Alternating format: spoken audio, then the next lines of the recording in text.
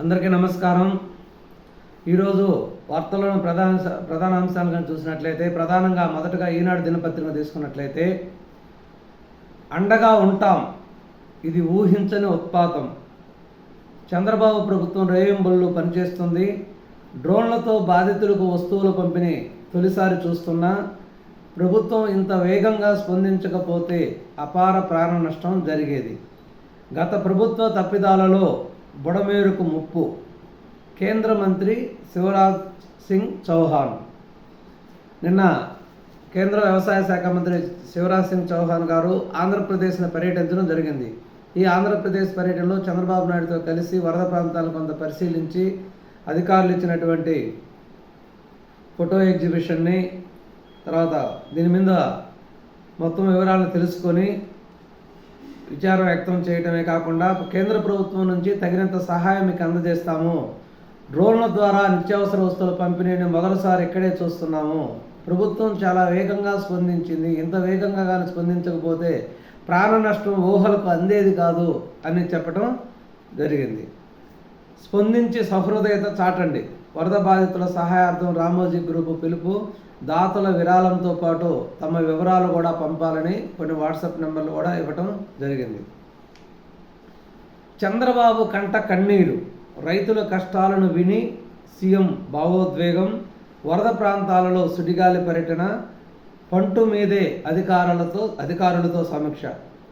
బుడమేరు కాలువపై ఉన్న పాత కాలిబాట వంతెనపై నుంచి గండిపడిన ప్రాంతాన్ని పరిశీలించడానికి వెళ్తున్న సీఎం.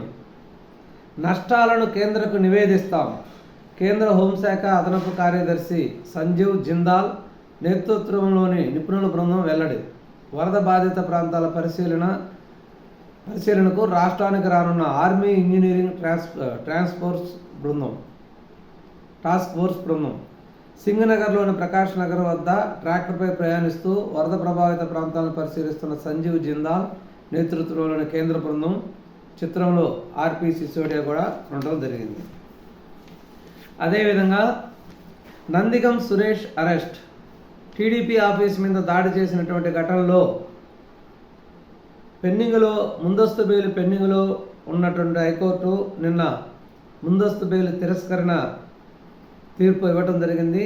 తర్వాత వెంటనే దాంట్లో ఉన్న నిందితులందరూ కూడా పరారు కావడం జరిగింది. ఇందులో నందిగం సురేష్ని హైదరాబాద్లో పట్టుకొని అరెస్ట్ చేయడం జరిగింది. మిగిలిన నిందితుల యొక్క ఆచూకీ కోసం పోలీసులు తీవ్రంగా గాలిస్తున్నారు. ఎమ్మెల్యే కోనేటి ఆదిమూలం లైంగికంగా వేధించారు. ఎవరికైనా చెబితే నా భర్త పిల్లల్ని చంపేస్తానన్నారు. భర్తతో కలిసి వివరాలు వెల్లడించిన బాధిత మహిళ. ఎమ్మెల్యేను సస్పెండ్ చేసిన తెలుగుదేశం పార్టీ. అదేవిధంగా ఎలక్షన్కు ముందు వైసీపీ పార్టీ నుంచి తెలుగుదేశం పార్టీలో చేరి ఎమ్మెల్యేగా పోటీ చేసి గెలుపొందినటువంటి ఈ కోనేటి ఆదిమూలం అనే అతన్ని మీద నేను ఒక మహిళ ఒక ఆరోపణ చేసి వీడియోలు కూడా సోషల్ మీడియాలో పెట్టడం జరిగింది. నా కుటుంబాన్ని నన్ను బెదిరించి చంపేస్తానని నన్ను లైంగికంగా అత్యాచారం చేసి లొంగ తీసుకోవడం జరిగింది. దీన్ని నేను పార్టీకి కూడా కంప్లైంట్ రూపంలో చేసినాను. కానీ నాకు ఇంతవరకు అపాయింట్మెంట్ కోసం ట్రై చేస్తున్నాను, అపాయింట్మెంట్ దొరకలేదు.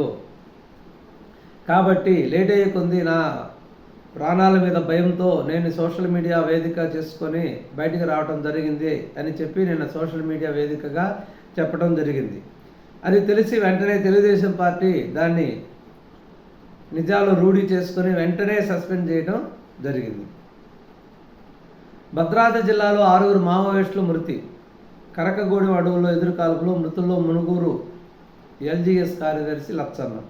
అగ్నిపథంలో మార్పులు. ఇకపై శాశ్వత సేవలోకి 50% అగ్నివీరులు. విమర్శల నేపథ్యంలో కీలక నిర్ణయం దిశగా కేంద్రం. బుడమేరు విస్తరణలో కోట్లు బొక్కేశారు. అర్ధాంతరంగా పనులు ముగించిన వైకాపా సర్కార్. అయినా గుత్తేదారులకు బిల్లులు చెల్లింపు. నాయకులు గుత్తేదారులు కుమ్మక్కై తవ్విన మట్టి అమ్మకం. అసంపూర్తి పనుల ఫలితమే నేడు పొలాలను ముంచెత్తిన వరద. రాష్ట్రానికి తప్పిన వాయుగండం. పశ్చిమ మధ్య బంగాళాఖాతంలో అల్పపీడనం. ఒడిశా పశ్చిమ బెంగాల్ వైపు పయనం. దీనివల్ల కొంత రిలీఫ్ అయిందని చెప్పుకోవచ్చు. దీని గురించి ఇప్పుడు సాక్షి దినపత్రిక చూసినట్లయితే బాబు తప్పిదమే ముంచేసింది.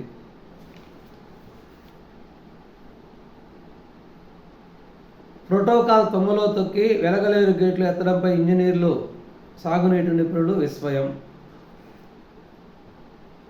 కనీసం 12 గంటల ముందు కలెక్టర్, ఆర్డీఓ, తహసీల్దార్, ఎస్పీ, డిఎస్పీ, సీఎల్కు సమాచారం ఇవ్వాలి.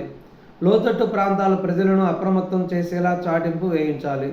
పునరావాస శిబిరాలకు తరలించిన తర్వాతే గేట్లు ఎత్తాలి.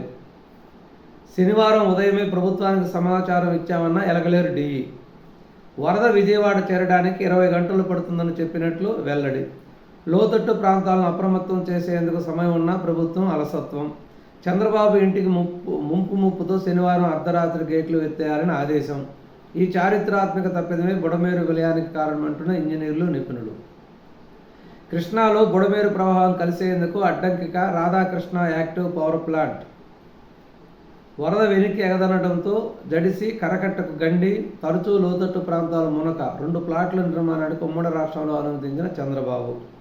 ఇది సాక్షిలో రాసినటువంటి అసాక్ష్యాలు. బాబు ఇప్పుడు అది జరిగి కనీసం 5-6 రోజులైంది. సూచనలు చేయాలి. వరద ప్రభావం నుంచి అక్కడ బాధితులను ఎలా బయటకు తీసుకురావాలి, వాళ్ళకి ఎలా సహాయం చేయాలనే సూచనలు, సలహాలు ఇచ్చి, ఇదిగో పలానా దిక్క వీళ్ళు ఉన్నారు, వీళ్ళకి ఇంతవరకు సహాయం అందలేదు అని ప్రభుత్వం యొక్క లోటుపాట్లను ఎత్తి చూపిస్తూ ప్రభుత్వాలని అలర్ట్ చేయాలి. ఇంకా 5-6 రోజులైనా కూడా బాబు తప్పిదమే ముంచేసింది. ఆ వెలగలేరు అనేది దాదాపు 1/2 TMC కెపాసిటీ కూడా ఉండదు. ఒక చిన్న రిజర్వాయర్. ఈ రిజర్వాయర్ని ప్రోటోకాల్ పాటించాలంట. అంటే 20 గంటల ముందు చెప్పి బాధితులందరినీ వరద ప్రాంతం నుంచి బయటకు తరలించిన తర్వాత అప్పుడు గేట్లు ఎత్తాలంట. ఈలోపు అది తెగిపోద్ది. మీకు మైండ్ నుండి మాట్లాడుతున్నారా లేకపోతే మైండ్ ఏమైనా దుబ్బేసిందా? ఇప్పుడు చిన్న వేరేది ఎక్కడో హైదరాబాద్ నుంచి వచ్చినటువంటి నీళ్లు కూడా దాని మీద వస్తాయి. నల్గొండ, ఖమ్మం జిల్లా నుంచి కూడా. అది అది నిండటానికి గట్టిగా దాదాపు గట్టి వర్షం పడితే గంట కూడా టైం పట్టదు. 20 సరే వరద వస్తుంది ఎత్తుతామని వీళ్ళకి ఇన్ఫర్మేషన్ ఇచ్చారు. అక్కడి నుంచి 20 గంటలు పడుతుంది కాబట్టి ఇక్కడ జాగ్రత్తలు తీసుకున్నారు. జాగ్రత్తలు తీసుకోవడానికి ఇది వీళ్ళు ఏమైనా ఏటి ఒడ్డున ఉన్నారా? ఏటి ఒడ్డున ఉంటే తాత్కాలిక గుడిసెలు వేసుకొని ఉంటే వాళ్ళు వెంటనే అక్కడి నుంచి తరలించవచ్చు. విజయవాడ సెంట్రల్లో నడిబొడ్డున ఉన్నటువంటి కాలనీలు. దీంట్లో మానవ తప్పిదాలు చాలా ఉన్నాయి. అంతకంటే ఎక్కువ వైసీపీ ప్రభుత్వంలో చేసిన తప్పిదం చాలా ఉంది. ఎందువల్లంటే అది దాదాపు 5-6 వేల క్యూసిక్ల నీళ్లు పట్టేటటువంటి కెపాసిటీ ఉన్నటువంటి ఒక డ్రైను, కాలువ. దాన్ని దాదాపు దాని కెపాసిటీ పెంచాలనే ఉద్దేశంతో బుడమలేరు కెనాల్ విస్తరణకి పనులు అప్పుడు తెలుగుదేశం పార్టీ ప్రభుత్వంలో పిలిచింది. అప్పుడు గుత్తేదారుల విస్తరణ పనులు మొదలుపెట్టారు, కొంత చేస్తూ ఉన్నారు. జగన్మోహన్ రెడ్డి ప్రభుత్వం రావడంతో చంద్రబాబు నాయుడు మొదలుపెట్టిన పనులన్నింటినీ కూడా ఆపేయడం జరిగింది. అవన్నీ ఆపేసి క్లోజ్ చేసి దాన్ని గాలి వదిలేసి దాని గురించి పట్టించకుండా పని చేయకుండానే గుత్తేదారులతో కుమ్మక్కి డబ్బులు నొక్కేసి అక్కడున్న మట్టిని కూడా రియల్ ఎస్టేట్ రంగానికి, లేఅవుట్లు ఫిల్లింగ్కి అమ్ముకొని అన్ని రకాలుగా చేయాల్సిన తప్పులన్నీ మీరు చేశారు. మీరు చేసిన ఒకే ఒక మంచి పని, రిటర్నింగ్ వాల్ను ఆపేయకుండా చంద్రబాబు చేసిన అన్ని పనుల్లో కల్లా రిటర్నింగ్ వాల్ ఒక్కటే ఆపేయకుండా దాన్ని కొనసాగించారు. దాన్ని దాదాపు కంప్లీట్ చేశారు. ఇంకొక దశ ఉంది, అది సరే ఇంచుమించు దాంట్లో నష్ట నివారణ చర్య అదొక్కటి మాత్రం మీరు చేయగలిగారు. దాన్ని మిమ్మల్ని మెచ్చుకోవచ్చు. కానీ మీరు ఇన్ని రోజులైనా కూడా ఇంకా అదే తప్పు అదే రాస్తూ ఉంటే ఎలా? నిన్న కేంద్ర మంత్రి పర్యటించాడు. ఆ కేంద్ర మంత్రి పర్యటన గురించి అసలు మెయిన్ పేపర్లు ఎక్కడైనా రాశారా? అది రాయరు. బాబు తప్పదే ముంచేసింది. బాబు ఇల్లు తప్పించుకోవడానికి కోసం అటు వదిలేశారు.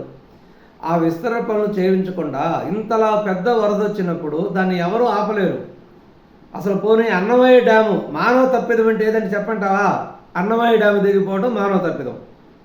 కింద ఇసుక లోడుకుంటే ఆ ఇసుక లోడుకోవడానికి, ఇసుక అమ్ముకోవడానికి ఇబ్బందని మీరు తలుపులు ఎత్తనీయకుండా ఆపేశారు.